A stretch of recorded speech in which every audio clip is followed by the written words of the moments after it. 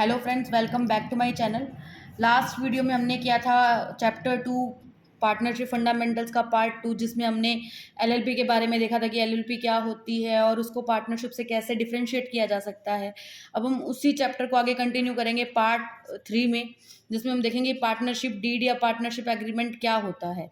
देखो, जब भी कोई दो लोग या दो से ज़्यादा लोग पार्टनर बनते हैं तो उनको आपसी एग्रीमेंट करना पड़ता है कि वो किस तरह से कैपिटल कंट्रीब्यूट करेंगे, किस तरह से प्रॉफिट बांटेंगे, उनके क्या क्या राइट्स रहेंगे, क्या क्या रेस्पॉन्सिबिलिटीज़ रहेंगी। ठीक इसी तरह से पार्टनरशिप में भी क्या करना पड़ता है, एग्रीमेंट करना पड़ता है।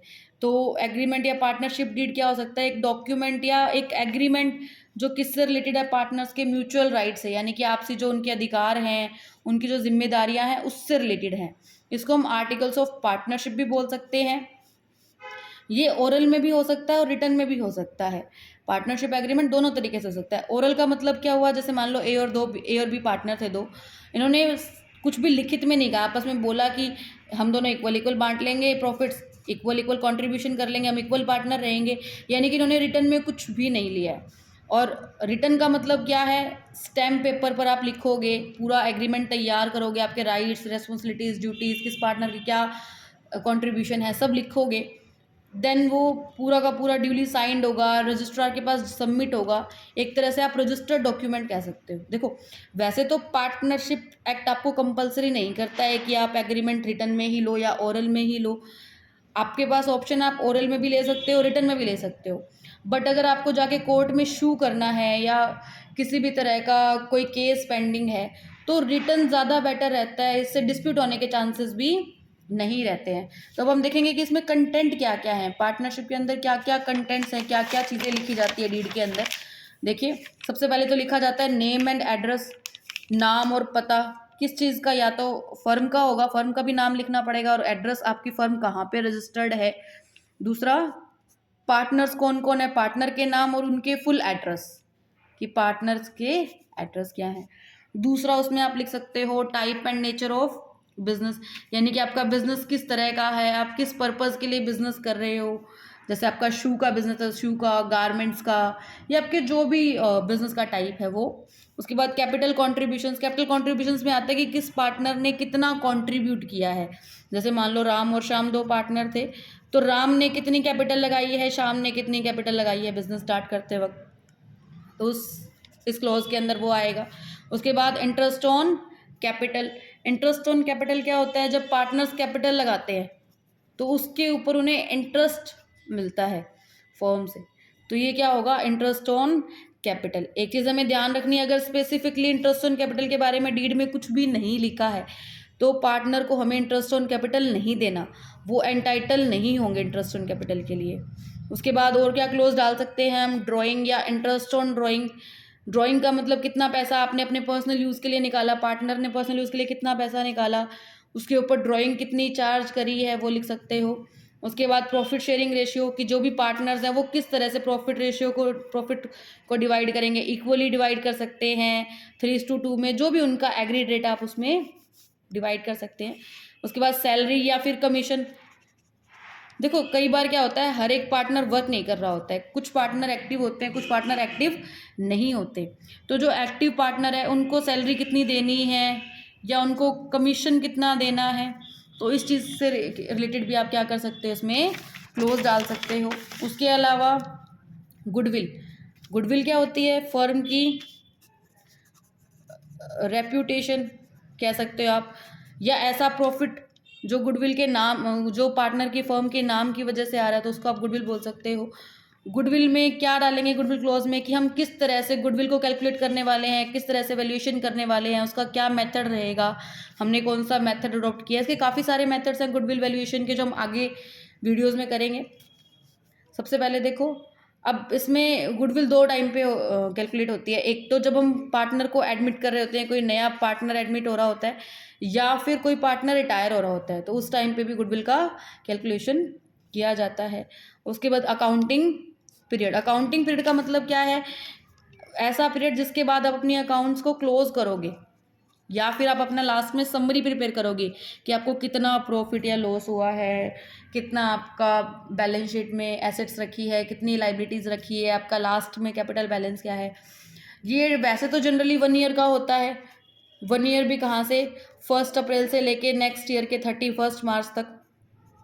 बट फिर भी फर्म चाहे तो उसको हाफ ईयरली रख सकते हैं डिपेंडिंग अपॉन देयर रिक्वायरमेंट्स। उसके बाद नेक्स्ट है मेथड ऑफ अकाउंटिंग, कि आप अकाउंटिंग में कौन से मेथड यूज़ करने वाले हो। जैसे डेप्रीशिएशन मेथड यूज़ करोगे, या फिर आपने अकाउंटिंग किस बेसिस पे की है, कैश बेसिस पे करी है या एक्रूअल बेसिस पे करी है। इस तरह से आप अकाउंटिंग के मेथड्स लिख सकते हो।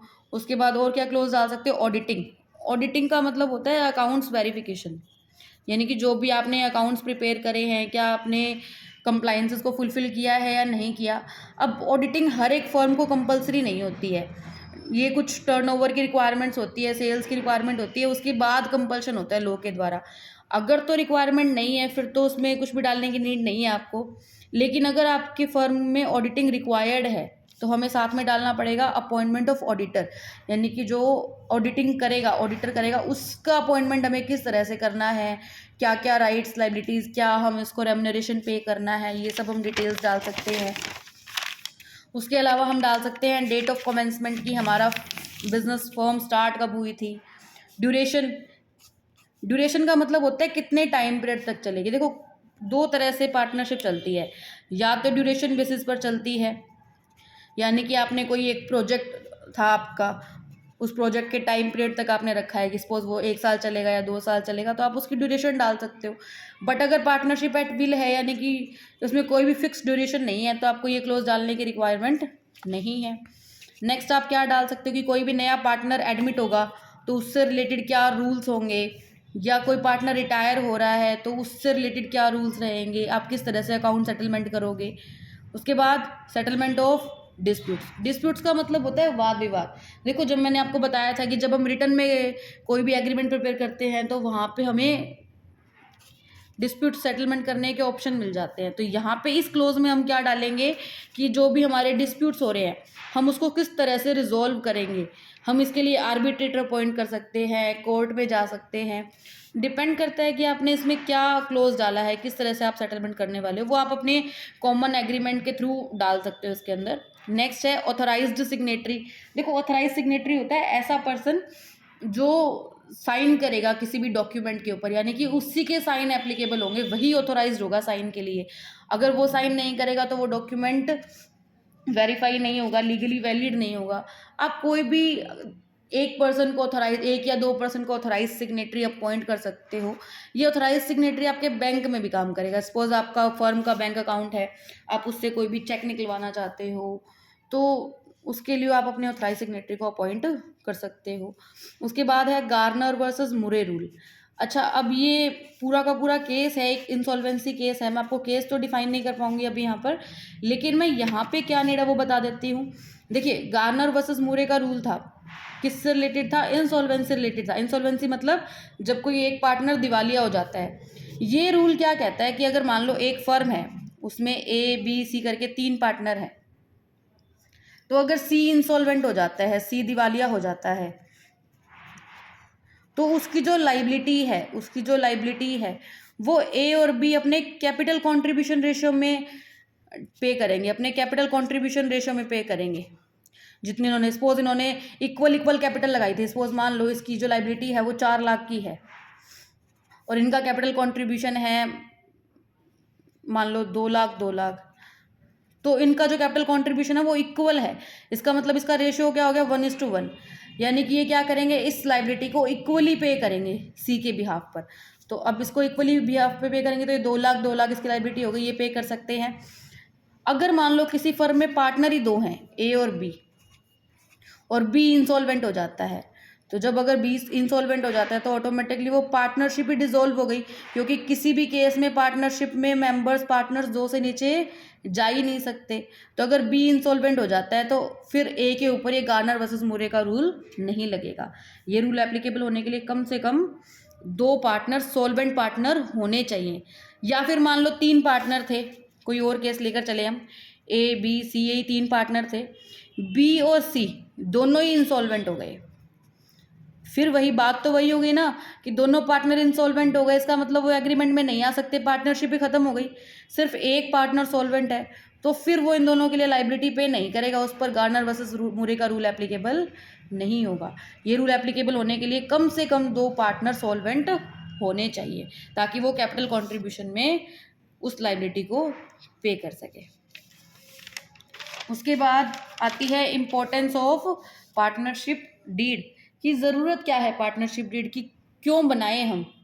तो देखो, पार्टनरशिप डीड क्या करती है, सबसे पहले बात तो रेगुलेट करती है, नियंत्रित करती है। क्या नियंत्रित करती है, पार्टनर्स के राइट्स क्या क्या रहेंगे, ड्यूटीज़ क्या क्या है, रिस्पॉन्सिबिलिटीज़ क्या क्या है, ताकि कोई भी पार्टनर अपनी रेस्पॉन्सिबिलिटी से मुकर ना जाए या अपने राइट्स से वंचित ना रह जाए।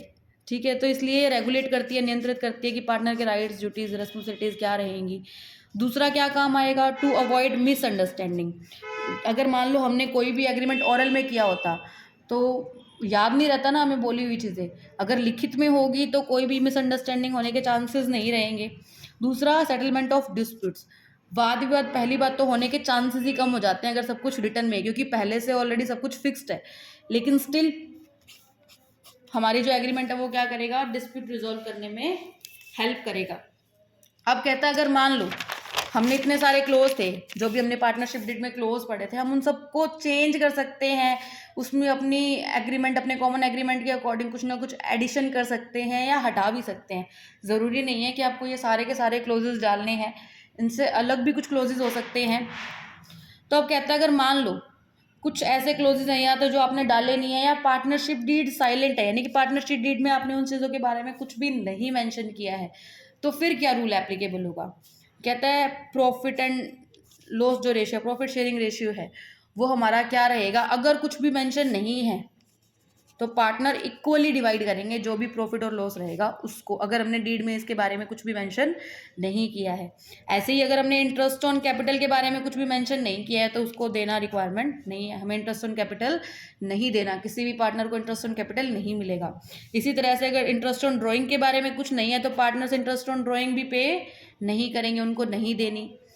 सैलरी या पार्टनर के कमीशन के बारे में हमने कुछ नहीं लिखा है तो वो भी पे नहीं करना। इसी तरह से अगर इंटरेस्ट ऑन लोन दे रखा है, मान लो हमने डीड में कुछ नहीं दिया लेकिन किसी पार्टनर ने हमें लोन दिया था, तो अब उसके ऊपर अगर पार्टनरशिप डीड में कुछ नहीं लिखा है तो पार्टनर को हम 6% पर एनम के अकॉर्डिंग इंटरेस्ट पे करेंगे। उसके अलावा और क्या है, admission of new partner. Generally तो कोई भी पार्टनर अगर एडमिट होता है और पार्टनरशिप डीड में कुछ भी नहीं लिखा, suppose A B C 3 partner थे, ये डी को एडमिट करना चाहते हैं, तो डी को एडमिट करने के लिए तीनों पार्टनर को एग्री होना ज़रूरी है। अगर इन तीनों में से कोई एक पार्टनर भी एग्री नहीं होता है तो हम डी को एडमिट नहीं कर सकते। और हमें एक चीज़ ध्यान रखनी है कि ये जितने भी रूल्स हैं ना, इनको हम स्पेसिफिकली चेंज कर सकते हैं, can be change bye partner. वो कॉमन एग्रीमेंट करके, अपना कॉमन डिस्कशन करके एग्रीमेंट डीड में डालकर इनमें से कुछ भी चेंज कर सकता है। जैसे फॉर एग्जांपल वो इंटरेस्ट ऑन लोन का जो रेट है उसको चेंज कर सकता है। वो ये डिसाइड कर सकता है कि अगर मान लो हमें एक पार्टनर ऐड करना है तो कोई भी 2 पार्टनर एग्रीड हो जाएंगे तो हम उस एक पार्टनर को ऐड कर सकते हैं। तो इस तरह से हम कॉमन एग्रीमेंट के थ्रू इनमें से कोई भी टॉपिक को, कोई भी प्रोविज़न को अपने अकॉर्डिंग चेंज कर सकते हैं। Thanks for watching, please like share and subscribe.